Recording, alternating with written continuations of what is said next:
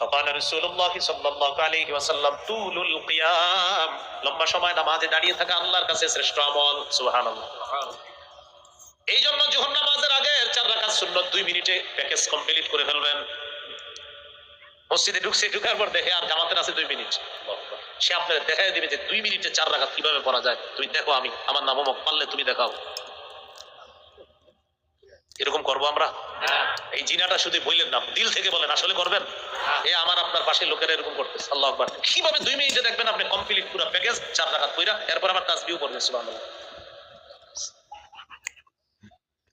নবীজিকে প্রশ্ন করা হলো আল্লাহর কাছে শ্রেষ্ঠ আমল কোনটি? নবী বললেন তুলুল কিয়াম, লম্বা সময় নামাজে দাঁড়িয়ে থাকা।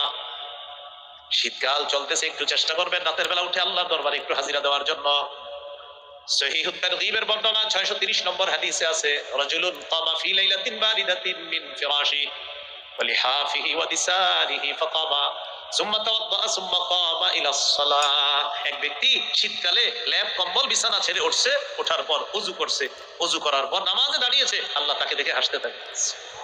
দেখো করে শীতের রাতেও পড়তেছে কি, ফেরেশতাদেরকে বলে, ও ফেরেশতারা, আমার এই বান্দা কেন দাঁড়িয়েছে আল্লাহ তো জানে। আল্লাহ একটা সাক্ষী রাখার জন্য বলতেছে, মা হামালা আব্দি হাদা আলা মা সানাআ। আচ্ছা, আমার বান্দা এই শীতের রাতে নামাজে কেন দাঁড়িয়েছে ফেরেশতারা একটু বলো তো। ফেরেশতারা জবাব দেওয়া, যা আমা ইনদাকা ওয়া শাফকাতাম মিম্মা ইনদাক। আল্লাহ আপনার কাছ থেকে সওয়াবের আশায় আর আপনার আযাবের ভয়ে নামাজে দাঁড়িয়েছে। আল্লাহ তাআলা বলেন, আতাইতুহু মা রাজা।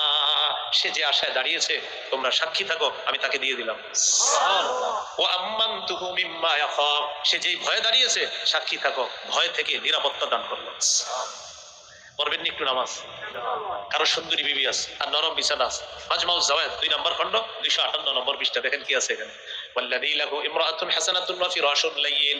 একজনের সুন্দরী বিবি আছে, নরম বিছানা আছে। রাত 3টা 4টায় ঘুম ভাঙছে, ভাঙার পর দেখি স্ত্রী ঘুমায়, আশেপাশের রুমগুলাতে বাচ্চারা ঘুমায়, পুরা কাপাসিয়া বাসী ঘুমায়, সিংহশ্রী এলাকার সব, সিংহশ্রী তো নাকি এলাকার সবগুলা মানুষ ঘুমাইতেছে। তিনি চিন্তা করলেন তখন সবাই ঘুমায়, স্ত্রী ঘুমায়, আমার আল্লাহ তো ঘুমান না। ঘুমানো আল্লাহর জন্য শোভা পায় না। লা তাখুযুহু সিনাতু ওয়ালা নাওম। তন্দ্রা নিদ্রা তাকে স্পর্শ করে না। ইবনে মাজার হাদিস, ইন্নাল্লাহা লা ইয়ানাম ওয়া লা ইয়ানবাগি লাহু আইয়ানামা। আল্লাহ ঘুমান না, ঘুমানো আল্লাহর জন্য শোভাও পায় না। বাস ওযু করে নামাজে দাঁড়িয়ে গেছে, পাশে স্ত্রী আছে, নরম বিছানা আছে, সবাই ঘুমাইতেছে। আল্লাহ তাআলা এই ব্যক্তিকে দেখে ইউহিব্বু, ভালোবাসে, ওয়া ইয়াদহাকু, হাসে, ওয়া ইয়াস্তাবশিরু, খুশি হয়ে যায়, ভালোবাসে, খুশি হয়, তাকে দেখে হাসতে থাকে। নামাজে কি একটু দাঁড়ানো যাবে ইনশাআল্লাহ? ইনশাআল্লাহ। তো প্রশ্ন করলেন, হুজুর কোন আমল শ্রেষ্ঠ? নবী বললেন তুলুল কিয়াম, লম্বা সময় নামাজে দাঁড়িয়ে থাকা। তাইলা ফাইয়ুস সাদাকাতি আফজালু ইয়া রাসূলুল্লাহ, কোন সদকা আল্লাহর কাছে সবচেয়ে শ্রেষ্ঠ?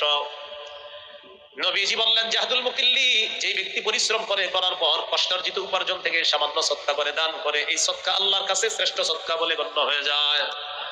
বেতন পাইছেন, পাওয়ার পর প্রকৃত হকদারদের কাউকে আপনি, মানে প্রকৃত যারা দান সৎকার হকদার তাদেরকে আপনি দান করলেন, এই যে আপনি দান করলেন, এটা আল্লাহর কাছে শ্রেষ্ঠ দান বলে গণ্য হয়েছে।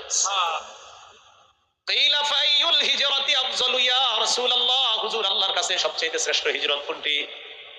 নবীজি বললেন আল্লাহর কাছে শ্রেষ্ঠ হিজরত হলো মান হাজারা মা হারামাল্লাহু আলাইহি। আল্লাহ যা হারাম করেছেন এই হারাম থেকে বেঁচে থাকা, এটা আল্লাহর কাছে সবচেয়ে শ্রেষ্ঠ হিজরত বলে গণ্য হয়। আল্লাহর কাছে সবচেয়ে শ্রেষ্ঠ জিহাদ কোনটি?